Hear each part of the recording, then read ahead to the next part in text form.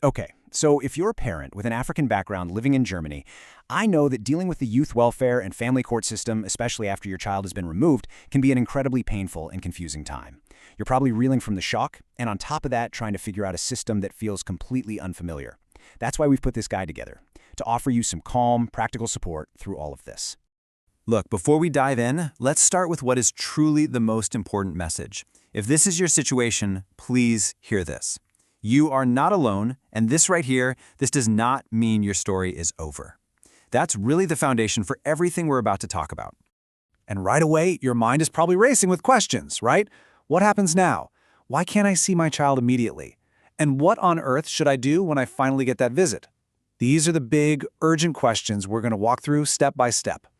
So let's tackle that first one, that incredibly painful period right at the beginning. I know it can be just agonizing not knowing why you can't see your child. But within the German system, there's often a reason behind this initial quiet period. You might hear a term for it, the stabilization phase. Now, even though it can feel like a punishment, it's often not meant to be.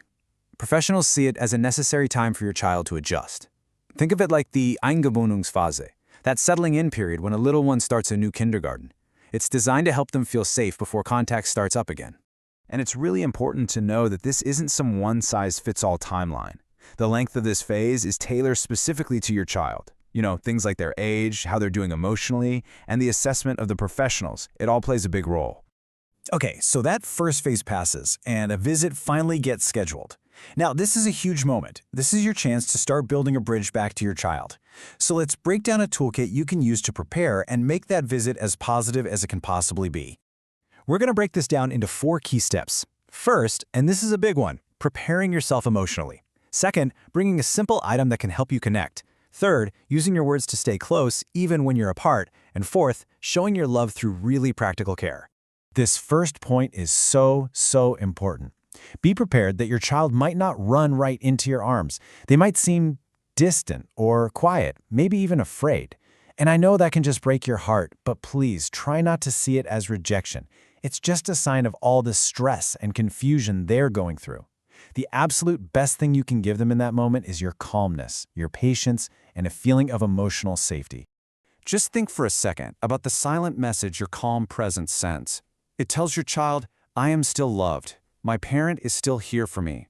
I don't have to choose between being scared and feeling loved. In that moment, you become their anchor. Okay, let's talk about a little strategy here. Bringing a simple activity can be a really powerful tool, especially for younger kids. And listen, the goal is not to bring some big, impressive gift. It's just to create a natural, warm moment. Coloring together, looking at a picture book, it lowers the tension for everyone. And hey, if it's allowed, leaving it with them afterwards, well, that becomes a little tangible reminder of your love. And even when you can't be there in person, your words still can be. Never underestimate the power of a short letter or a simple card. It's a way to bridge that physical distance and just remind your child, hey, I'm thinking about you. You have not been forgotten. It never hurts to ask if these kinds of messages can be passed along. All right, let's shift gears to the visit itself. You might only get an hour, maybe 2. That time is absolutely precious. So how do you make every single minute count for both of you? Here's a really clear guide. This is not the time for investigating or complaining. Your child needs to feel safe with you, not pressured. The best possible use of this time is to simply connect, to play, to really listen to them, to smile, and to reassure them with your warm, stable presence. And let's be real, there's a practical side to this too. Professionals might be observing how you interact with your child. By staying calm and focusing on their emotional needs, you're not just helping your child feel safe, you're also showing the people assessing your case that you are a supportive, capable parent. You know, love can also be shown in really practical ways. If it's allowed, bringing some clean clothes or a favorite snack is a wonderful gesture. And for children of African heritage, let's talk about something really important: hair care. If you're worried about it, you can always respectfully ask if you can bring the right products or offer some support. The key is just to approach it calmly and constructively. And it's so important to understand why this matters so much. For a child with Afro-textured hair, proper care goes so much deeper than just appearance. We're talking about their dignity, their cultural identity, their comfort, their sense of self. It's a really profound way of showing you care. Okay, now let's talk about how to be an effective advocate for your child.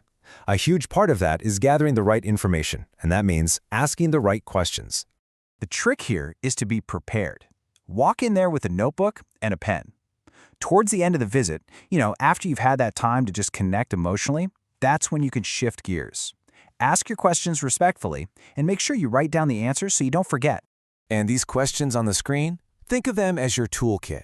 They cover everything from your child's basic well-being to their cultural needs to the logistics of the case. And maybe most importantly, they ask, what can I do to help bring us back together? And the way you ask these questions makes a huge difference. When you do it calmly and with focus, it doesn't seem aggressive at all.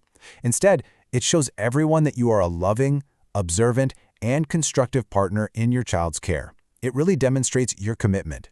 So as we start to wrap up here, let's just focus on the path forward. I know this is a difficult journey, but it is absolutely a journey you can walk with hope. Please never, ever forget this. Through all the meetings, the paperwork, the heartache, your role as their parent is the one thing that's irreplaceable. Your child needs your love, your stability, and your hope now more than ever. So if you take just one thing away from all of this, let it be this: do not give up. This road is incredibly painful, I know, but that pain is a chapter. It is not the end of your story. Stay informed, stay grounded, and keep showing your love in every single way you can. That right there is the source of your strength.